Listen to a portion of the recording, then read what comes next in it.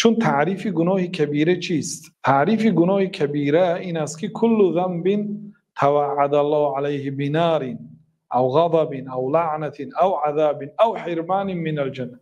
هر یک گناهی که الله تعالی آن گناه را به آتش دوزخ وعده کرده است، اجرا کننده گناه را دوزخی گفته است، یا اینکه غضب وعده کرده است، برای وی غضب الله باد گفته باشد، یا لعنت الله لعنت کند یا رسول الله صلی الله علیه و سلم لعنت کردند گفته باشد، این دلالت می‌کند که گناه کبیره. یا عذاب وعده کرده ولهم عذاب، برای آنها عذاب علم آور است یا عذاب خار کننده است گفته باشد. کسانی که فلان عمل را کردند برای آنها عذاب است گفته باشد، این دلالت می‌کند گناه کبیره است. او حرمان من الجنه، یعنی که محروم از جنت باشد جزایش.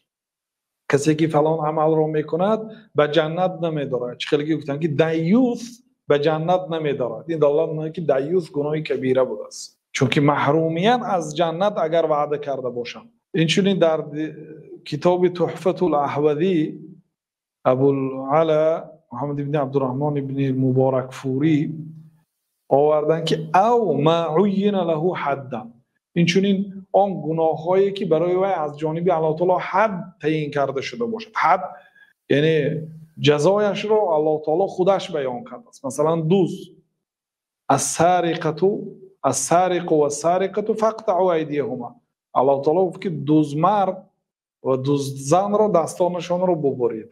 بار اول اگر دزدی کنند و از 1 دینار، از ربع دینار، از 4/1 دینار زیاد باشد، زیاده از $50 چیز دوزن، بار اول دستاشون بریده میشه، دست راستشون از کف. بار دوم دزدی کنن پاشون بریده میشه.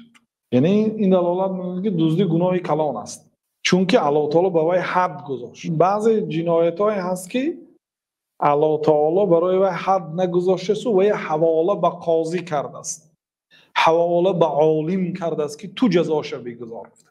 اون گناه‌های معیدتر است. بعضی گناه‌های الله تعالی خودش جزاش بیان کرده، از همه کلان. مثلا نوشیدن عرق، این گناهی است که حد دارد و باید دره زده شود، تازیانه زده شود در نزد مردم. کسی عرق نوشیده است فقط برای نوشیدگیش، اگر اثبات شد نوشیدگیش، تازیانه زده میشد. اینا گناهی کبیره هستند. او ذم فاعله ذما شدیدا، یا اینکه فاعلش اجرا کننده اون گناه بسیار مذمتی سخت شده باشد.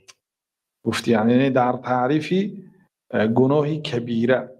خلاصه گناهی کبیره هر گناهی که به آتش دوزخ وعده شده است، یا از جنت محروم می شود گفته وعده شده باشد، یا اینکه غضب الله تعالی، لعنت الله تعالی، عذاب الله تعالی برای او هست گفته باشد، یا اینکه شریعت حد و حدود گذاشته باشد برای آن جنایت، یعنی جزایش رو عباره در شریعت اعلان کرده باشد. این دلالت می‌کند که این گناهی کبیره است.